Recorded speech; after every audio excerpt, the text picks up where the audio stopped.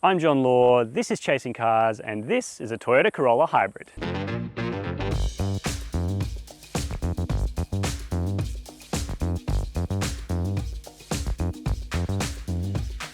Now, we've done scores of Toyota Corolla reviews on the Chasing Cars YouTube channel, but this one is a little bit different, being the base model Ascent Sport Hybrid, which features the navigation pack and this fetching Jasper red paintwork, which brings the total price up to $28,890 before on-road costs here in Australia.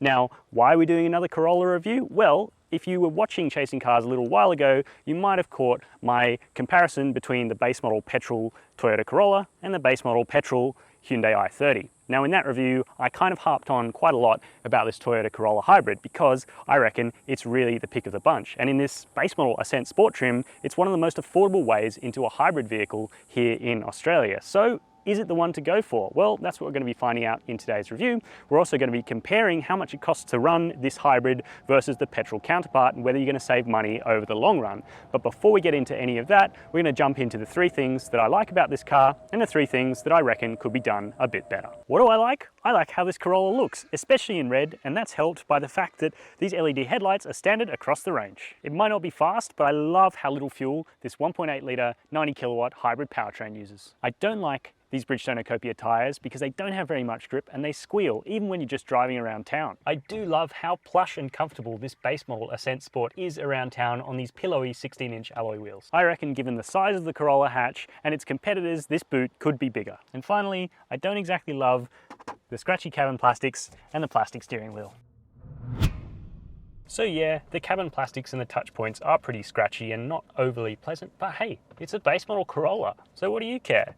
Now, other things in this cabin, we've got an 8-inch touchscreen, which is a decent size and has really nice, easy to use shortcut buttons here, but this car's got the $1,000 navigation package and it adds navigation that isn't really that great. I tend to just use Waze on my phone using the Apple CarPlay wired mirroring, and that works much better than this Toyota system, at least in my book, so I'd probably skip going for that $1,000 of extra cost if you can.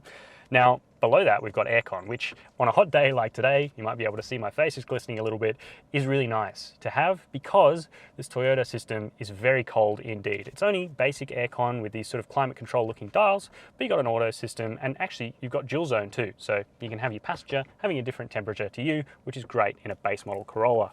Now, as for storage, it's not too bad, but it's definitely not the best in class. You've got this weird little spot up here for your phone to sit in while it's wired and mirroring stuff up to your display here. You've also got these two cup holders and covered storage as well, which isn't too bad. You've also got a 12-volt socket in there, but there's not a wealth of USB chargers. I should also mention the door bins aren't that great for anything more than a 700ml bottle.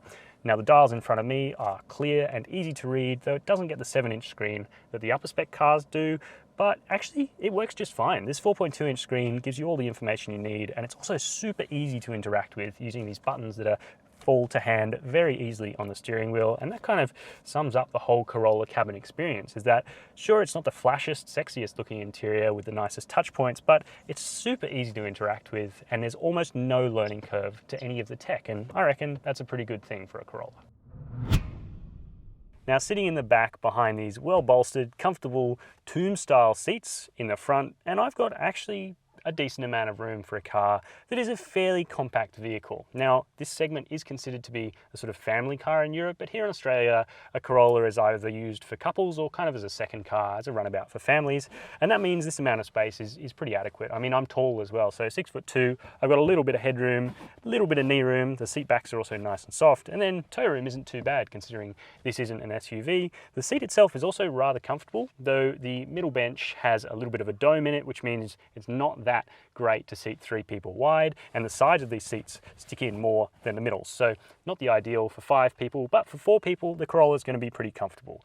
Now, in this Ascent Sport trim, it is missing some things though. So scratchy plastic, of course, hard armrests, and you've got no center air vents at all. So my sweaty face is just getting sweatier in the back here.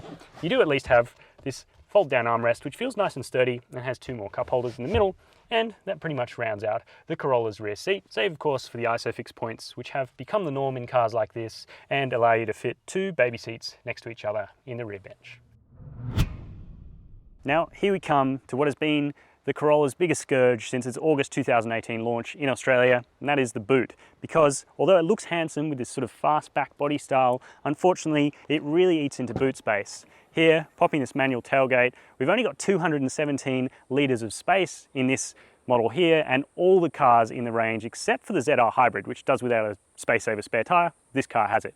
Now 217 litres, for reference, fits 22 budget direct balls, which is about half of what you'd fit in a normal full-size sedan, and this actual literage is more comparable to cars like the Ford Fiesta in size or the Hyundai i20, both cars which are only sold in hot versions here in Australia. So it is a little bit compromised, but at least it's really nicely finished. This boot floor feels high quality, and yeah, on the whole, if you can live with this boot size, it's not too bad, but compared to the Golf and the i30, both of which offer about 380 litres of boot space, it is pretty tiny against its competitors.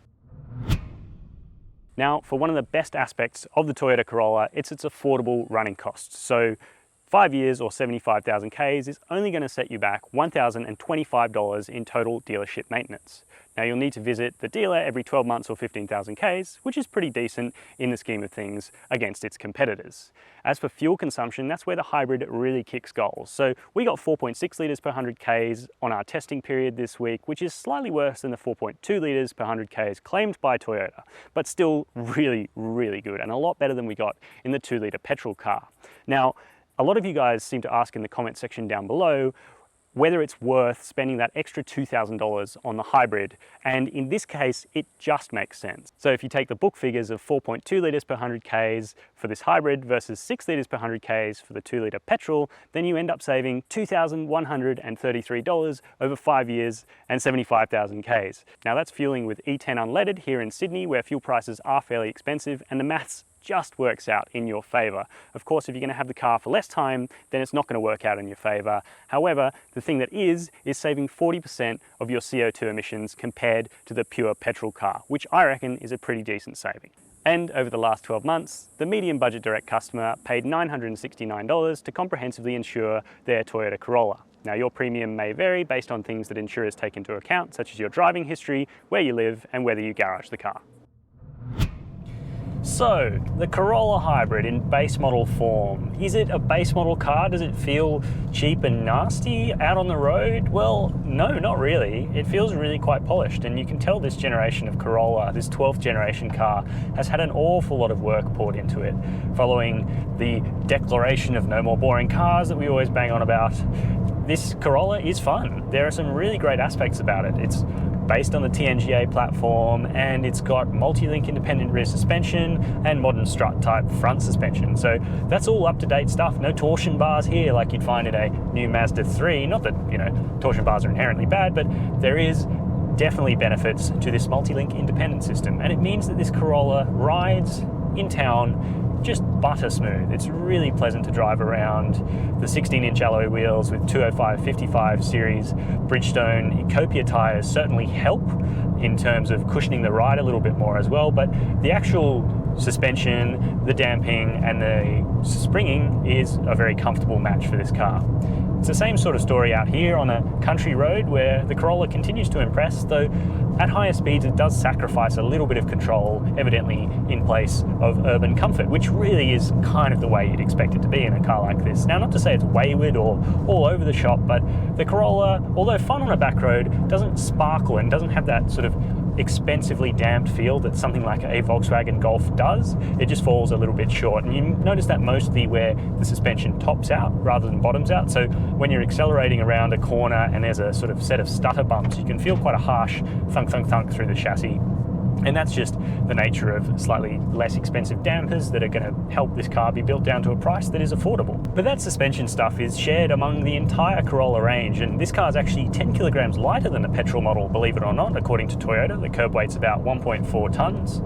What's really different about this car is the engine, because of course it combines a 1.8 litre petrol engine running in the Atkinson cycle mode with a hybrid powertrain, so a pair of electric motors, and the combination gives 90 kilowatts of total power, and then Toyota don't quote a total torque figure, but it feels somewhere around 160 to 180 newton meters. Now compare that to the petrol, which is a fair bit more powerful, so 35 extra kilowatts to make it 125 kilowatts of power total.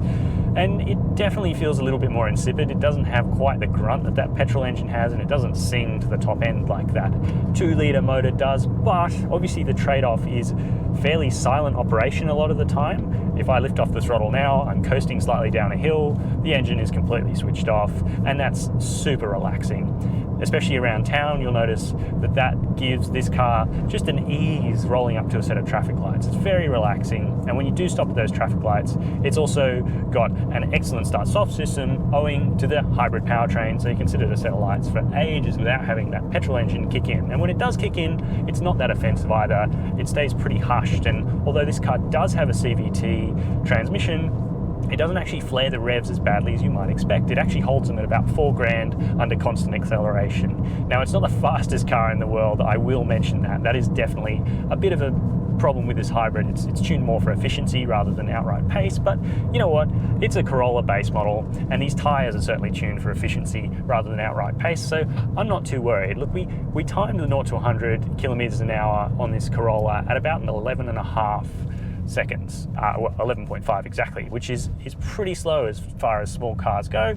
But of course, that speed doesn't tell the whole story, because you've also got to take into account stuff like instant torque that the electric motors give you. So when you're rolling along at reasonable speeds below 60 k's an hour, that's where it's really helping quite a lot. You get a bit of extra pep. It sort of feels almost like a little bit of a turbo when there's a bit of battery in there, though it's definitely not as quick as a car with a turbocharged engine. But anyway, that's much of a muchness, because as we went over before, the hybrid powertrain is ultra frugal, sitting at 4.6 litres per 100 k's here, and that means you don't have to go to the petrol station very often. The range from this 40-litre tank is 1,000 kilometres or thereabouts, give or take a couple of 100 k's, so 900 roughly for what we're getting at the moment, and that's plenty to do a week or 2 or even 3 of driving between stops at the fuel station. Now, one of the other issues with this Corolla, I must point out, is the road noise. This base model car doesn't seem to have as much sound deadening as the higher up Corollas in the range, and that means that on a coarse chip surface like this, it is quite a loud car.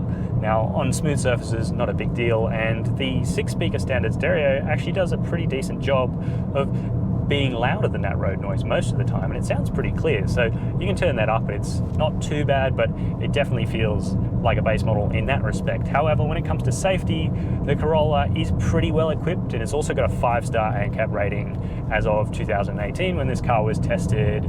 It's got forward AEB with pedestrian and cyclist detection, but this base model doesn't have blind spot monitoring, though it does have lane keep assist and a adaptive cruise control system. Neither of those work as well as the options from Hyundai. I find the adaptive cruise to sit a little too far from the car in front, and the lane keep assist frankly feels like you're a ball in the game of Pong. So not the best integrated systems I've encountered, but they actually kind of do the job when you're in a row of traffic and you can relax. So those driver assistance features certainly don't feel quite as polished as in some rivals, but you know they're there, and if you want to take advantage of them, you can, and it's not too bad at all out on the open road, on the freeway. So that's the base model Corolla. I think it really sparkles with these tiny little wheels. It makes it a real pleasure to drive around urban environments, smashing over speed humps, and just enjoying the frugality of that hybrid powertrain. So, is the Toyota Corolla Ascent Sport Hybrid the best Corolla you can buy in Australia? I actually think it might be, especially if you skip that navigation pack and just use your phone mirroring to do your navigation things. You can save $1,000 on top of this car, bringing it to $27,890 with this red paint. And I think that's a really cracking deal for a car that is so frugal and so affordable to run day to day. But of course, you can let me know in the comments section down below whether you reckon I'm right or whether you reckon one of the other variants is the pick of the range. And while you're down there, we'd also love it if you could hit that subscribe button. And as always, thank you for watching Chasing Cars.